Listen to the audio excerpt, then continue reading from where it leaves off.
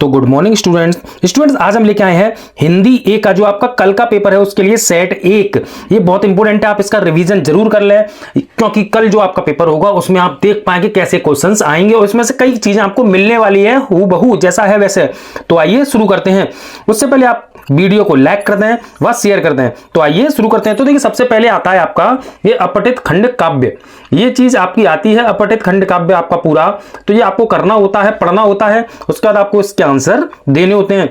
तो जिसमें देखिए आपका पहला क्वेश्चन ये दिया है, दिनकर जी ने लेखन पर किन किन कवियों का प्रभाव रहा। तो इसमें देखिए इलियट, रविन्द्रनाथ ठाकुर और मोहम्मद इकबाल तीनों का जिक्र है, लेकिन गंगा सरल सिंह उनके दोस्त हैं। तो इसका आंसर आपका सही रहेगा बी। ठीक है, आप पैराग्राफ पढ़ेंगे तो वहां आंसर है, आपको सब्र से पढ़ना है, लेकिन इतना भी सब्र से नहीं कि टाइम निकल जाए। वही क्वेश्चन नंबर 2 है कि दिनकर जी के बारे में कौन सा तथ्य असत्य है, कौन सा झूठ है। तो जो ऑप्शन ए है ये असत्य है, ये चीज ऐसे नहीं है उनके में। ठीक है, वही आप बढ़ते हैं ऑप्शन सी की तरफ, देखते हैं क्या है। क्वेश्चन नंबर देखिए 3 है आपका, वो कह रहा है कथन और देखिए असर्शन और रीजन टाइप है वही आए हैं कि पुरस्कार प्राप्त कर मन अभिभूत हो जाता है। सही बात है। चलो, पुरस्कार विद्वान जनों की दी जानी सराहना और सम्मान का प्रतीक है। दोनों बातें एक दूसरे जॉइंट ऑप्शन रहेगा इसका सी। देखिए हिंदी में थोड़ा सा अलग होता है, देखिए सी में आया है ये वाली चीज। वहीं देखिए क्वेश्चन नंबर 4, दिनकर जी की रचनाशीलता की 2 विशेषताएं उदाहरण सहित लिखिए। तो इनके आंसर्स आपको देखिए वहां मिल जाएंगे पैराग्राफ में, वहीं से आप छांट के लिख सकते हैं, नहीं तो मैंने शो कर दिया, आप देख लीजिए, इस तरीके से भी लिख सकते हैं। भाई आपका जो 5वां क्वेश्चन है, ज्ञानपीठ पुरस्कार का दिनकर जी के जीवन में क्या महत्व रहा। तो देखिए उनके लिए बहुत खुशियों का पल था ये चीज। 2 नंबर में लिखना है पूरा, आप 2 पॉइंट या 3 पॉइंट इसमें जरूर लिखें, ऐसे लिख सकते हैं। अब देखते हैं आपका नेक्स्ट जो अपठित काव्य आया है उसकी बात। तो देखिए काव्यांश पूरा ये आया हुआ है। जब इसके क्वेश्चंस की बात करेंगे तो पहला क्वेश्चन है, संध्या के आसमान में कवि क्या कहना चाहता है। तो पहला है सी ऑप्शन इसका कि आसमान में मेघों ने विभिन्न आकृतियां बनाई। ये ऑप्शन आपका सही रहेगा। वहीं अब देखते हैं आगे सेकंड। तो देखिए यहां कह रहा है क्षितिज पटी का रूप बार बार क्यों बदलता रहता है। तो इसमें देखिए और दूसरे में लिखा है, फिर लिखा है प्रकाश और छाया के ये ऑप्शन दिए गए हैं, सूर्य की बदलती रोशनी व रंगों का कारण और आसमान में बादलों में बने हाथी व घोड़े आकृतियों के कारण। तो देखिए ये थोड़ा काव्य वाला आपके लिए हार्ड रहता है, मैं ये मानता हूं। तो देखिए इसमें क्यों बदलता रहता है, तो आप पढ़ेंगे तो ए और 2 यानी ऑप्शन ए आपका सही है। इसमें इन दोनों के कारण उसका कलर बदलता रहता है, रूप बदलता रहता है। वहीं अब देखते हैं असर्शन रीजन इसका जो आया हुआ है। देखिए अब बात आती है क्वेश्चन नंबर 3 की, कथन व कारण को पढ़कर उपयुक्त चुनिए। आसमान में छाए बादलों को कवि ने पेंसिल से बनाने के लिए बनाए रेखा चित्र कहा है। बात सही है, ये बात बिल्कुल। वही कारण में कह रहा उसमें डूबते सूर्य की लाली भर गई है, ऐसा कुछ नहीं है, ऐसा किसी चीज का जिक्र नहीं किया गया है। तो ये सही है और ये गलत है। बात समझ में आई, तो ऑप्शन आपका सही रहेगा इसमें सी। ये कथन सही है, कारण गलत है। वहीं यहाँ पे आया क्वेश्चन नंबर 4, काव्यांश के आधार पर संध्या के सौंदर्य का वर्णन अपने शब्दों में। तो वहां से आपको पैराग्राफ से आपको पढ़ना है व यहाँ पे आपको आंसर्स देने हैं प्रॉपर तरीके से। वहीं 5वें में आपका दिया है काव्यांश के लिए उपयुक्त शीर्षक दीजिए व उस शीर्षक को चुनने का एक तर्क भी देना है आपको कि आपको जो शीर्षक आपने चूज किया है उसका क्या तर्क देंगे। तो देखिए जैसे मैंने इसका शीर्षक जो दिया है, मेघों ने कितने चित्र बनाए, ये भी हो सकता है, ये पहली लाइन होती है मोस्टली, ये हो जाती है। उसी का पूरा देखिए मैंने रीजन दे रखा है, आप देख लीजिए, ये आंसर भी लिख सकते हैं इसी प्रकार से आप कल के एग्जाम में। ठीक है, आपकी कितनी तैयारी हुई आप ये भी कमेंट करके बताएं, वह बाकी की वीडियोस भी अपलोड है, आप वो भी देख सकते हैं। अब देखिए मोस्ट इंपोर्टेंट आपका ये व्याकरण वाला सेक्शन आता है, क्वेश्चन नंबर 3 यहां समझना है। तो देखिए यहाँ क्या कह रहा है, मुक्तेश्वर की यात्रा में हमने हिमालय की अविराम छवि को देखा। मिश्र वाक्य में बदलना है, ये खुद में सरल वाक्य है, मैं पहले बता दूं ये कैसा वाक्य है, सरल वाक्य है। ठीक है, वहीं ये देखो मिश्र वाक्य ये ऐसे ही होते हैं, ये सेकंड नंबर में जो दिया गया है। तो ऐसे ही पहले वाले को बदलना है, मुक्तेश्वर की यात्रा में हमने हिमालय की अविराम छवि को देखा, इसको मिश्र में बदलेंगे तो बोलेंगे ऐसे कि जब हमने मुक्तेश्वर की यात्रा की तब हिमालय की अविराम छवि को देखा, ये चीज लिखी जाएगी। वहीं इसके सेकंड में जब वो कह रहा है इसको सरल में बदलना है, देखिए ये मिश्र में है और सरल में बदलना है। जब अधिक बारिश होती है तब सड़कों पर पानी भर जाता है, तो आप यहां लिखेंगे अधिक बारिश होने पर सड़कों पर पानी भर जाता है, अधिक बारिश होने पर सड़कों पर पानी भर जाता है। ये चीजें जब और तब को यहां से हटा देंगे। ठीक है, वहीं सी ये जो गा है इसका, कल सोते समय मैंने एक सुंदर सपना देखा। तो देखिए यहां पे जब ये बात आती है संयुक्त में हम और जैसे वर्ड का प्रयोग करते हैं, 2 सेंटेंसों को अलग और से जोड़ते हैं। तो यहां लिखेंगे कल मैं सोई और मैंने एक सुंदर सपना देखा। कल मैं सोई या सोया कर सकते हैं, लड़के हैं तो सोया कर सकते हैं। फिर क्या लिख सकते हैं, और फिर लिख देंगे एक सुंदर सपना देखा। ये इसका सही रहेगा, ठीक है। वहीं इसका देखिए चौथे में पूछा है घ, रेखा दीदी ने कहा कि शोर मत मचाओ, आश्रित उपवाक्य पहचानिए, उसका भेद भी लिखिए। तो आश्रित उपवाक्य देखिए इस पे ये डिपेंड है, किसने कहा शोर मत मचाओ, तो ये आश्रित उपवाक्य है शोर मत मचाओ। इसका जो भेद है वो है संज्ञा आश्रित उपवाक्य, ठीक है। वहीं इसका पांचवें में कह रहा है श्री लाल बहादुर शास्त्री ने जय जवान जय किसान का नारा दिया। देखिए सिंपल सा है, इसको बोलेंगे सरल वाक्य। ये कैसा वाक्य है, सरल वाक्य, ठीक है। वहीं अब देखते हैं क्वेश्चन नंबर 4 की ओर। क्वेश्चन नंबर 4 क्या कहता है, तो देखिए यहाँ पे वाच्य पहचानने आए, करने 4 ही होते हैं, ऐसे ऊपर भी 4 करने थे, क ख ग पूरे आपको 5 दिए गए हैं। इसकी बात करें तो पहला कह रहा है ड्राइवर ने जोर से ब्रेक मारे, तो इसे कर्म वाच्य में हमें बदलना है। तो यहाँ लिख देंगे कि ड्राइवर द्वारा, कर्म वाच्य यानी पैसिव, तो ये कहेंगे ड्राइवर द्वारा, ये द्वारा से चालू होते हैं, ठीक है। जो है आपको याद हो पैसिव में ड्राइवर द्वारा जोर से ब्रेक मारा गया, ठीक है। ये चीज आपको याद रखनी है, या मारे गए। वहीं दूसरा दिया है वे कवि के आदेशों पर चलते हैं, भाव वाच्य में आपको बदलना है। किसमें बदलना है आपको, भाव वाच्य में।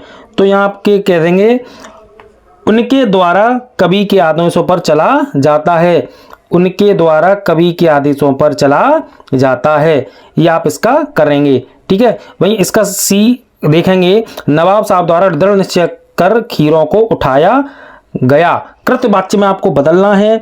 तो आपको देखिए कृतवाच्य में क्या करेंगे, सीधा सीधा करना है इसको।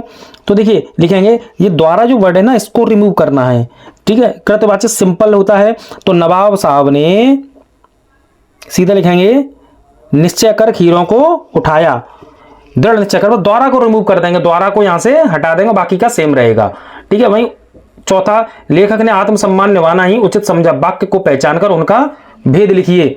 तो देखिए इसका ये हम कह देंगे कौन सा है, सिंपल सा है, तो ये है कृतवाच्य। कौन सा है, कृतवाच्य, ठीक। वहीं यहाँ पे डा में कह रहा है कर्मवाच्य व भाववाच्य में मुख्य अंतर क्या है। तो देखिए जो कर्मवाच्य होते हैं उनमें सकर्मक क्रिया का होता है, यानी क्रिया सहित होते हैं, ठीक है। वहीं जो भाववाच्य होते हैं वो होते हैं अकर्मक क्रिया वाले, ठीक है, अकर्मक क्रिया वाले, ये चीज याद रखना, ठीक है। वहीं अब बढ़ते हैं क्वेश्चन नंबर 5 की ओर। 5 में देखिए पद परिचय पहचानने हैं, करने 4 ही हैं, लेकिन मैं 5 कराऊंगा आपको। पद परिचय को पहचानना क्या क्या है, तो इसमें ये उन्हें जो वर्ड है इसी को करना है, बाकी की चीजों को हमें नहीं देखना। तो ये जो उन्हें है वो क्या है, उन्हें क्या है, एक सर्वनाम है। पहले तो क्या है, सर्वनाम। पुरुषवाचक है, देखिए पुरुष की बात कर रहा है तो पुरुषवाचक लिखेंगे, सर्वनाम पुरुषवाचक। और क्या है ये, बहुवचन। क्या है, बहुवचन कर्मकारक। ये चीजें आप लिख देंगे, ठीक है। वहीं अब मैं दूसरे में देखूं, मैं अक्सर बाग में घूमता हूं, मैं अक्सर बाग में घूमता हूं, इसकी बात कही अक्सर की, तो अक्सर ये एक ऐसा वर्ड है, अब ये है, कैसा वर्ड है, अब ये वर्ड है, ठीक है। क्रिया विशेषण है, ये क्या है, क्रिया की विशेषता बता रहा है, तो क्रिया विशेषण हुआ। वहीं ये एक कालवाच्य भी है, क्या है ये, कालवाच्य, की रोज रोज आ रहा है तो कालवाचक हो गया, ठीक है। ये चीज आपको इसमें लिखनी है। वहीं इसके अगर मैं इसकी बात करूं, गा के अध्यापक ने बताया कि, तो देखिए की वर्ड का यूज है, ये भी अव्यय है, 2 सेंटेंसों को अलग करने वाला अव्यय होता है कीवर्ड। वहीं ये क्या है, समुच्चय बोधक है, कैसा है, समुच्चय बोधक, ठीक है। वही अब मैं बात करूं, ये क्या है, 2 वाक्यों को जोड़ने वाला भी कह सकते हैं, 2 वाक्यों को जोड़ने का काम कर रहा है, 2 वाक्यों को जोड़ने वाला, ठीक है। वहीं ऑप्शन 4, वह बीए के अंतिम वर्ष का छात्र है। अंतिम देखिए क्या है, अंतिम ये एक बैराक क्वालिटी है, तो विशेषण है, ये क्या है, ये विशेषण। ये और क्या लिख सकते हो आप इसमें, पुल्लिंग है, एक वचन है, पुल्लिंग है, एक वचन है ये, ठीक है। ये चीज आप याद रखना इसमें, ठीक है। वहीं इसके 5वें द्वारा सन्यासी को भोजन दो, ये वाली सन्यासी क्या है, सन्यासी खुद में एक संज्ञा है, सन्यासी क्या है, संज्ञा है, और वो क्या है, जातिवाचक है। पुरुषवाचक की यहाँ बात नहीं कर रहे हम, कौन सा है, जातिवाचक है, एक पूरी बात कर रहे हैं, तो और पुल्लिंग लिख देंगे, पुल्लिंग है, और क्या है, एक वचन है, ठीक है, ये चीज है आपकी। वहीं आप देखते हैं नेक्स्ट आगे क्वेश्चन नंबर 6 की बात करें तो उसमें देखिए अलंकार आते हैं आपके, इसमें से 5 में से 4 ही करने होते हैं। तो 5 में से 4 की पहला दिया है कोटि कुलिस सम बचनु तुम्हारा व्यर्थ धरो धनु बाण कुठारा। इसमें कौन सा अलंकार है? इसमें तो देखिए बात करें कौन सा अलंकार है, तो देखिए ये लाइन जो दी गई है कोटि कुलिस, तो यहाँ पे किसी की यानी कहते नहीं तुम ऐसे हो, तो कोटि कुलिस, तो यहाँ पे कौन सा अलंकार है आपका? उपमा। कौन सा अलंकार है? उपमा अलंकार है पहले में। और देखिए ये सबसे फेमस चरण कमल बंधु हरिराही, इसमें तो आपको आंखें बंद करके करना, अगर ये लाइन आती है तो आपको लिखना है रूपक अलंकार। कौन सा अलंकार है? खाम है रूपक अलंकार, याद कर लें। अब ये वाला लिखा है मेघ आए बड़े वन ठन सवर के, पंक्ति में उपयुक्त अलंकार की पहचान करें। तो देखिए मेघ ये सब प्रकृति की है, तो एक अलंकार है आपका मानवीयकरण। कौन सा? मानवीयकरण इसमें, ठीक है, गांव में। अब देखते हैं अधिक यहां पर पूछ रहा अतिशयोक्ति अलंकार। अतिशयोक्ति अलंकार की आपको एक उदाहरण देना है, तो देखिए इस तरीके का आप उदाहरण दे सकते हैं अतिशयोक्ति का, ठीक है। वहीं यहाँ पे उत्प्रेक्ष अलंकार का भी एक उदाहरण देना है, तो आप ये भी दे सकते हैं इस तरीके का भी, ठीक है। वहीं अब देखते हैं आगे क्वेश्चन नंबर आपका 7 में देखिए आपके वही फिर से आए हैं जो पाठ्य पुस्तक के होते हैं, वो वाले गद्दों पद्य की बात आती है। तो यहाँ पे देखिए बाल गोविंद भगत से ये आया हुआ है, मैंने भी बताया है कि चैप्टर आपके लिए काफी इंपोर्टेंट है बाल गोविंद भगत वाले। तो इसमें देखिए लेखक के अनुसार बाल गोविंद भगत बिल्कुल ग्रस्त कैसे थे? उनके पास खेती बाड़ी थी, बिल्कुल सही बात है, उनके पास खेती बाड़ी थी। और फिर यहाँ पे पूछ रहा है कि वह एक अच्छा सपरा मकान था, ये भी बात सही है। वे परिवार में बेटे व बहू के साथ उनकी गृहिणी भी मौजूद थी, नहीं ये गृहिणी नहीं थी उनकी, ये बात गलत है, ये पारिवारिक व्यक्ति थे, ये सही है। तो ऑप्शन डी आपका यहाँ पे सही रहेगा। तो वहीं अब देखिए क्वेश्चन नंबर 2 जो आया है उसकी बात करते हैं। 2 में कह रहा है यदि असहसा टाइपग्रस्त होते हुए बाल गोविंद भगत साधु थे, ये वाली चीज क्या थे? सही है ये बात, ऐसे थे वो, क्योंकि वह अपने पारिवारिक भूमिका, ये चीज गलत है। यहाँ पे क्या है? ये गलत है चीज, ठीक है। तो यहाँ पे आपका सही हो जाएगा ऑप्शन ए, ऑप्शन ए आपका सही हो जाएगा। वहीं इसमें 3rd में कह रहा है बाल गोविंद भगत कबीर साहब को साहब मानते थे, इस पंक्ति का क्या आशय है? वो उनको देखिए ईश्वर के बराबर मानते थे, ये वाला ऑप्शन बी, इसका कौन सा सही होगा? बी। अब देखते हैं आगे क्वेश्चन नंबर 4। क्वेश्चन नंबर 4 देखिए आपका ये है, वीडियो को लाइक करते हैं साथ साथ में, तो मोटिवेशन मिलता रहता है। देखिए हमें और वीडियो लेके आएंगे आपके लिए अच्छी गद्यांश में ये वर्णित उदाहरणों से सबसे प्रमाण बता सकते हैं बाल गोविंद भगत कबीर को सबसे अधिक मानते थे, ये वाली चीज की बात कही गई है, ठीक है। तो यहाँ पे देखिए सुबह शाम ये ऑप्शन दिया गया, इसका ऑप्शन है आपका ये वाला। वो क्यों मानते थे? इससे साबित हो जाएगा वो पूरी फसल कबीर दरबार में चढ़ा देते थे, तो प्रसाद स्वरूप जो मिलता उसके लिए उसको ले आते थे। ऑप्शन डी इसका आपका सही है। वहीं अब यहाँ पे आया क्वेश्चन नंबर 5 इसी का, अनुच्छेद में भगत के विषय में जो जानकारियां हैं उस आधार पर वे हैं कैसे थे? सत्यवादी थे, स्पष्टतावादी थे, स्पष्टतावादी थे, सच्चे भक्त, तीनों थे। तो तीनों का ऑप्शन है आपका ए, 9 का ए करेक्ट है। वहीं अब देखिए क्वेश्चन आंसर्स की बात आती है, तो देखिए नेताजी ने ये वाला मैंने देखिए ये क्वेश्चंस इंपोर्टेंट्स में भी बताए, देखिए वही क्वेश्चंस 8 का आया है, 3 प्रश्न करने आते हैं। ये पूरा नेताजी के चश्मा वाला कैप्टन को देखकर हलदार साहब को क्यों धक्का लगा था, और यहाँ पे 2 कारण भी देने हैं आपको अपने अकॉर्डिंग, आप इस तरीके से भी दे सकते हैं, मैंने देखिए आपको बताए हैं, देख लीजिए। वहीं देखते हैं आगे, इसमें एक आया एक कहानी यह भी पाठ्यलिखा के प्रसंगों के आधार पर 100 उदाहरण आपको पेश करना है। इसका भी देखिए मैंने शो कर दिया आंसर, आप देख लीजिए। वहीं गा की बात करूं, बिस्मिल्लाह खां वाले चैप्टर से आया है, तो देखिए नौबत खाने के बाद पाठ के संदर्भ में उत्तर देना है आपको, तो इसका भी देखिए आंसर आप इस तरीके से दे सकते हैं। वहीं क्वेश्चन नंबर 4, सभ्यता की संस्कृति के अंतर को संस्कृति पाठ के आधार पर समझाइए। देखिए ये क्वेश्चंस वही हैं जो मैंने आपको इंपोर्टेंट में बताए हैं, वहीं से आए हैं। आप इन जो मेरे क्वेश्चंस अगर वो वाले याद कर लेते हो जो मैंने इंपोर्टेंट शॉर्ट्स में डाले हैं, तो आपका काम हो जाएगा। आपको वही आंसरों को थोड़ा सा घुमा के आपको अपने अकॉर्डिंग लिख देना है, ठीक है। वहीं अब देखते हैं क्वेश्चन नंबर 9। क्वेश्चन नंबर 9 देखिए आपका ये आपका काव्यांश आया है, इसमें से आपको देखिए ये करने हैं एमसीक्यूज, तो देखते हैं एमसीक्यूज को। तो देखिए यहाँ पे आपका जो 9वीं का फर्स्ट है, 9वीं के मैं फर्स्ट की बात करूं तो काफी अच्छे क्वेश्चंस आते हैं 9वीं के में। ये कवि ने इन पंक्तियों में मधु प्रयोग किसके अर्थ में किया है, तो वो किया है मन रूपी भ्रमर के रूप में, ठीक है। बी, ये आपके पठित वाले हैं, मैं पहले बता दूं, ठीक है, ये तो आ भी सकते हैं पूरे डिट्टो। अब देखते हैं आगे बात करूं इसके सेकंड की, तो मुरझाकर गिर रही पत्तियों को देखो, इसमें ऑप्शन दिए गए हैं, कौन से कथन सही है उसके अकॉर्डिंग। कवि के जीवन में सुखरूपी पत्तियां गिर रही, सही बात है। दूसरे में कह रहा संसार में जीवन नश्वर है, एक दिन सबको नष्ट होना है, ये भी बात सही है। कवि के मित्र एक साथ एक एक कर छोड़ते हुए जा रहे हैं, ये बात नहीं जिक्र है। इसका ऑप्शन आपका सही होगा सी, इसका ऑप्शन सी सही रहेगा। अब आपका देखिए फिर से असरसर रीजन आया हुआ है थर्ड। असरसर रीजन देखिए इंग्लिश की तरह भी यहाँ भी आते हैं, आपको ये करने ही करने हैं, ठीक है।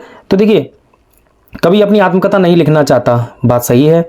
महान लोगों की असंख्य आत्मकथा इस संसार साहित्य में पहले से मौजूद है, ये भी बात सही है, लेकिन ये रीजन नहीं है इसका, तो इसका ऑप्शन आपका सही होगा डी। इसका ऑप्शन आपका कौन सा सही होगा? डी, ठीक है, डी ऑप्शन आपका सही है। अब बढ़ते हैं आगे। आगे जब बढ़ते हैं तो देखते हैं इसके क्वेश्चन नंबर 4 को। क्वेश्चन नंबर 4 में देखिए आपकी बात कही, कवि ने अपने मित्र पाठकों को क्या क्या सवाल किए, इसमें वो बात कर रहा है क्वेश्चन नंबर 4 में। तो देखिए इसने क्या क्या सवाल किए, ये है आपका, देखिए क्या तुम मेरे जीवन का खालीपन सुखी हो पाओ, खालीपन दी, बिल्कुल सही बात है। वहीं इसमें वो कह रहा है आत्मकथा, तो ये तीनों ही चीजें सही है, इसका ऑप्शन ए आपका सही रहेगा, ठीक है। अब देखते हैं नेक्स्ट आगे क्वेश्चन नंबर 5, कवि विडंबना किसे कह रहा है? किसे कह रहा है कवि विडंबना? तो इसमें सीधे वो कहता है किसका, इस संसार में सीधेपन का मजाक उड़ाए, बड़ी विडंबना है, ये आगे ऊपर लाइन लिखी भी हुई है, सीधेपन का मजाक उड़ाया जाता है, इसका ऑप्शन है आपका ए। अब वहीं आप देखिए क्वेश्चन नंबर 10 की बात करूं तो देखिए ये आपके काव्य खंड से आए हूं क्षितिज के। तो देखिए राम प्रसु संवाद वाला, देखिए मेरे उत्साह वाला, फसल वाला, देखिए यहाँ भी उन्हीं चीज़ों की जिक्र है आपका, देख लीजिए मैंने पहले ही बताए थे। तो देखिए इनमें से आपको 3 क्वेश्चन करने हैं, मैं आपसे फिर से कह रहा हूं, आप इस तरीके से आंसर देख सकते हैं, मैंने एक एक करके देखिए सबको शो किए हैं, आप आसानी से देख सकते हैं चारों के आंसर्स। वहीं अब आपकी जो किताब है कृतिका, क्वेश्चन नंबर 11 देखिए वहां से आया माता का आंचल, पत्थर टोटरी फूल ये वाला, और मैं क्यों लिखता हूं। इनके देखिए यूनिवर्सल, इनके भी मैंने इंपोर्टेंट बताए, आप वो चेक कर लीजिए कौन कौन से क्वेश्चंस हैं, इनके भी देखिए मैंने आंसर आपको शो कर दिए हैं। आपको 2 ही करने होते हैं क्वेश्चन नंबर 11 में, ये बड़े हैं 4 मार्क्स के, याद रखें आप, ठीक। देखते हैं क्वेश्चन नंबर नेक्स्ट आगे क्वेश्चन नंबर 12 आपका रचनात्मक लेखन। इनका भी देखिए मैंने आपको पूरा प्रॉपर शो कर रखा है, ये आपको अनुच्छेद लिखने आए हुए हैं 120 शब्द में, डिजिटल दौर में मानवीय संपर्क या पारंपरिक खान पान के लाभ, या मैं आगे बात करूं इनमें से केवल आपको एक करना है, क्या करना है, केवल एक का करना है। आप अपने अकॉर्डिंग जो अच्छे हैं इन्हीं हेडिंग्स का यूज करके कर सकते हैं, इन्हीं हेडिंग्स का यूज करना आपको करना है। वहीं देखिए क्वेश्चन नंबर 13 में आता है आपका, एक आता है ये क्या कहते हैं पत्र, औपचारिक एक अनौपचारिक, ठीक है, ये 2 पत्र आते हैं, करना एक ही होता है आपको। ये देखिए मैंने इंपोर्टेंट बताया, आप वो भी चेक कर सकते हैं शॉर्ट्स में कौन से आपके लिए सारे इंपोर्टेंट रहने वाले हैं। वहीं लास्ट आपका क्वेश्चन नंबर 14 ये कि आमना अमाना ये वाला, तो यहाँ पे आपको क्या करना है, आपको अपना आवेदन तैयार करना है 80 शब्दों में, ठीक है। वहीं यहाँ पे ईमेल तैयार करना है, इन एक चीज़ों को आप कर सकते हैं, ये भी मैंने आपको बताई हूँ, आप देख सकते हैं, ये आप प्रैक्टिस कर लीजिए, केवल 1 घंटे का काम है, थोड़ा सा देख लीजिए और फिर तो आप करते चले जाएंगे, ठीक है। नेक्स्ट आपका है विज्ञापन वाला, लास्ट विज्ञापन बनाना है आपको क्वेश्चन नंबर 15 में, कोई भी आप दे दीजिए, बधाई संदेश दीजिए यहाँ पे, और यहाँ पे क्या कर रहा है आपको विज्ञापन बनाना है, ठीक है। तो दोनों में से आप कोई भी कर सकते हैं, ठीक है, इस तरीके से जो मैंने आपको बताया उससे। वीडियो के लिए चैनल को सब्सक्राइब कर लें, वीडियो को लाइक करें, शेयर करें